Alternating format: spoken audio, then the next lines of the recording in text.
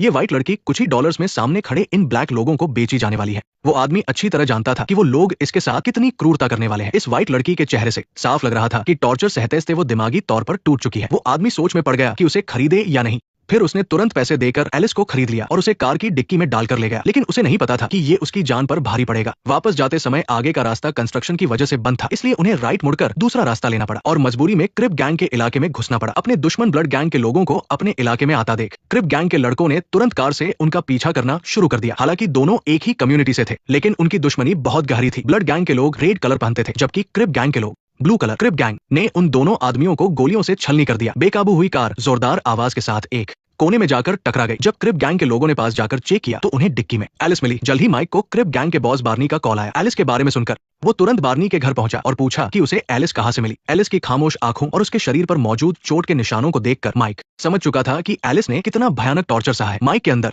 गुस्से की आग धधक रही थी। उसने खुद पर कंट्रोल रखा, खुद को शांत किया और फिर बहुत प्यार से एलिस से पूछने लगा। बार्नी ने पहली बार माइक को इतना अजीब और शांत देखा था। वो माइक के अंदर उठ रहे तूफान को महसूस कर सकता था, इसलिए उसने मदद करने का फैसला किया। माइक पूरी स्पीड से व्हाइट गैंग के इलाके की तरफ निकल पड़ा। वहां पहुंचने से ठीक पहले उसने व्हाइट गैंग के बॉस ड्यू को कॉल किया और कहा कि वो 10 सेकंड में उसके घर के बाहर पहुंच रहा है और उसे बाहर आकर बात करने को कहा। इतना कहकर उसने कार राइट मोड़ी और ड्यू के घर के सामने खड़ी कर दी। नहीं नहीं नहीं, जब वो बाहर आए तो मुझे बताना कि तुमने क्या किया, ठीक है? वो वही है, वो वही है, वो वही है। कार रोको। हेलो दोस्तों, यहाँ हम किंगस्टन के मेयर का छठा और आखिरी एपिसोड एक्सप्लेन कर रहे हैं। वापस लौटते समय एलिस पैसेंजर सीट पर सिकुड़कर बैठी थी। माइक के प्यार से समझाने और दिलासा देने के बाद एलिस थोड़ी शांत हुई और उसने गटागट पानी पिया। तुम ठीक तो हो? तुम्हें चोट लगी है क्या? डॉक्टर के पास चले? मुझे चोट लगी है, लेकिन सब ठीक हो जाएगा, मैं उसे वापस ले आऊंगी। माइक कार लेकर एक खुफिया जगह पर पहुंचा। उसने जमीन पर कंबल बिछाकर एलिस को लेटने के लिए कहा। फिर उसने तेज शराब से अपने हाथ धोए और लाइटर निकालकर चाकू को स्टरलाइज किया। वो उसके पेट पर कट लगाकर माइलो का लगाया हुआ ट्रैकर निकालने वाला था। उसने एलिस को मुंह में दबाने के लिए एक कपड़ा दिया। माइक ने कार से एलिस को घर पहुंचाया। अब ट्रैकर निकल चुका था, इसलिए रशियन माफिया का बॉस माइलो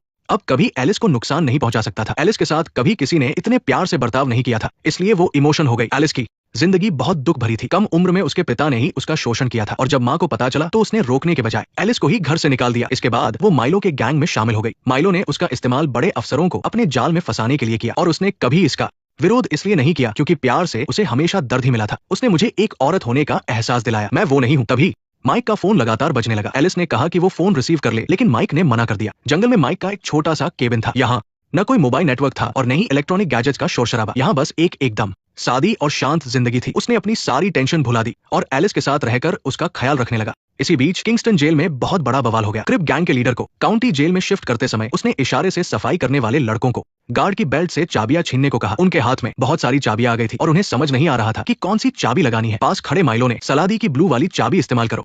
क्रिप गैंग के लीडर ने ब्लू चाबी से दरवाजा खोला तो माइलो ने उसे एक और सलाह दी। उसने कहा कि बाहर हथियारबंद गार्ड से बिना हथियारों के लड़ने की बेवकूफी मत करना। पास में ही हथियारों का एक लॉकर था। माइलो ने कहा कि अगर वो उसकी हथकड़ी खोल देंगे तो वो बता देगा कि लॉकर किस चाबी से खुलेगा। टाइम कम था, इसलिए क्रिप गैंग के बॉस के पास कोई चारा नहीं था। उसने तुरंत माइलो की हथकड़ी खोल दी। माइलो के बताने पर उन्होंने जल्दी से ब्लैक चाबी से हथियारों का लॉकर खोल लिया। कैदी बंदूकें लेकर जैसे ही बाहर निकले उनका सामना वहां आ रहे गार्ड से हो गया। जेल का हर दरवाजा किस रंग की चाबी से खुलेगा ये माइलो को अच्छी तरह पता था। उसके बताने पर क्रिप लीडर अपने आदमियों को लेकर सीधा कंट्रोल रूम तक जा पहुंचा। पूरी जेल में रेड अलर्ट का सायरन बजने लगा और बाहर से फायरिंग की आवाजें आने लगी। अंदर बंद बाकी गैंग्स के बॉसेस को मौका मिल गया और उन्होंने अपने दुश्मनों पर हमला कर दिया। जल्द ही उन्होंने पूरे सेफ जोन पर कब्जा कर लिया। माइलो इन कंट्रोल पैनल्स को भी अच्छे से समझता था। क्रिप लीडर आगे बढ़कर सीधा सेल ब्लॉक की तरफ हमला करने लगा। जेल के गार्ड कैप्टन एड और उसके साथियों ने अपने आदमियों को बुलाया और आर्मरी से हथियार लेकर इस बवाल को रोकने का फैसला किया। तब तक बहुत सारे कैदी आजाद हो चुके थे और क्रिप लीडर के पास चाबियां भी थी।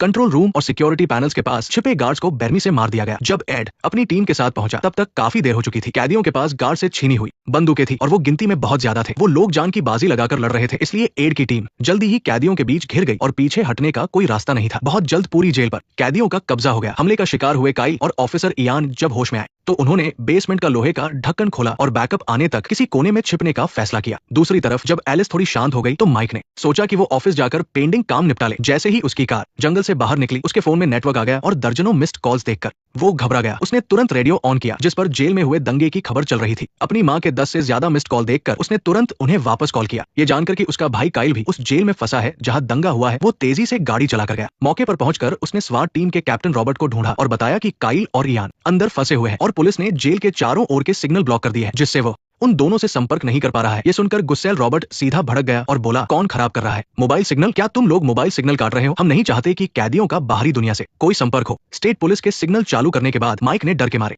काइल को सीधा कॉल नहीं किया, बल्कि एक मैसेज भेजा। फोन की आवाज सुनकर काइल ने तुरंत जवाब दिया। ये पक्का होने पर कि काइल अभी सुरक्षित है, रॉबर्ट ने तुरंत टेक्निकल टीम को फोन नंबर से काइल की लोकेशन ट्रैक करने को कहा। माइक को पुलिस के बड़े अफसरों ने मीटिंग रूम में बुलाया। कैदियों का लीडर किसी नेगोशिएटर से बात नहीं करना चाहता था, उसे सिर्फ माइक से बात करनी थी। फोन करने वाला आदमी मैक्सिकन गैंग का बॉस कार्लोस था। माइक ने उन्हें समझाया कि चुपचाप सरेंडर कर दो, नहीं तो नेशनल गार्ड्स टैंक लेकर जेल में घुसेंगे और जो भी दिखेगा उसे मार देंगे। कार्लोस ने माइक से पहले बाहर का नजारा देखने को कहा। बहुत सारे कैदियों ने बंधक बनाए गए गार्ड्स को लोहे के खंभों से बांध रखा था। माइक ने पूछा कि उसे क्या चाहिए। इस पर कार्लोस एक पर्चा निकालकर बड़ी बड़ी बातें पढ़ने लगा। माइक को उसकी बकवास में कोई दिलचस्पी नहीं थी। उसने फोन म्यूट किया और पास खड़े पुलिस अफसरों से कहा कि कार्लोस कभी ऐसी बातें नहीं कर सकता, वो पक्का कुछ पढ़कर बोल रहा है। फिर माइक ने फोन अनम्यूट किया और पूछा कि इस पूरे हंगामे के पीछे असल में किसका हाथ है। कार्लोस ने बताया कि असली लीडर चाहता है कि माइक खुद अंदर आकर बात करे। इसके बाद कार्लोस ने उसे जेल के बाहर लगे कैमरे देखने को कहा। कैमरे में दिखा कि नकाब पहने एक कैदी बंधक बने गार्ड की तरफ बढ़ा और सारे पुलिस अफसरों के सामने ही उसे एक गोली मार दी। माइक उठा और बाहर जाकर सिगरेट जलाते हुए आगे क्या करना है सोचने लगा। तभी स्टेट पुलिस का चीफ पीछे से आया और उससे पूछने लगा,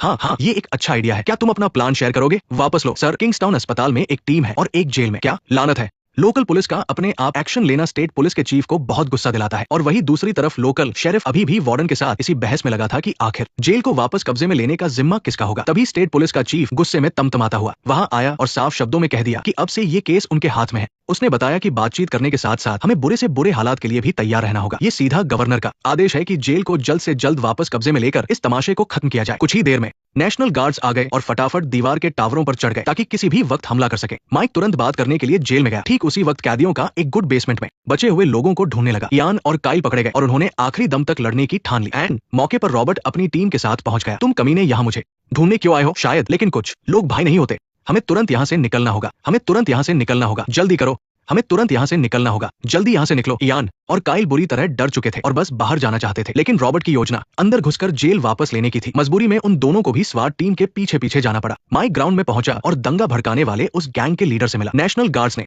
दीवार से बंदूकें तान रखी थी ताकि माइक की सुरक्षा हो सके। तभी टावर की रखवाली कर रहा एक गार्ड उनके पास आया। सैनिकों ने उसे तुरंत वहां से चले जाने को कहा। सैनिक ने चिढ़ते हुए आगे बढ़कर उसे फिर चेतावनी दी कि अब नेशनल गार्ड्स आ चुके हैं और सब खत्म हो चुका है, इसलिए वो चुपचाप चला जाए। लेकिन गार्ड बार बार बस एक ही बात रट रहा था कि ये मेरी ड्यूटी की जगह है। तब सैनिक ने उसकी बंदूक की बट से उसके पेट पर जोरदार वार किया और उसकी बंदूक छीन ली और उसे वहां से दफा हो जाने को कहा। गैंग के लीडर ने माइक से कहा कि वह मानता है कि वो एक मुजरिम है, लेकिन ये गार्ड्स कभी उन्हें इंसान समझते ही नहीं है।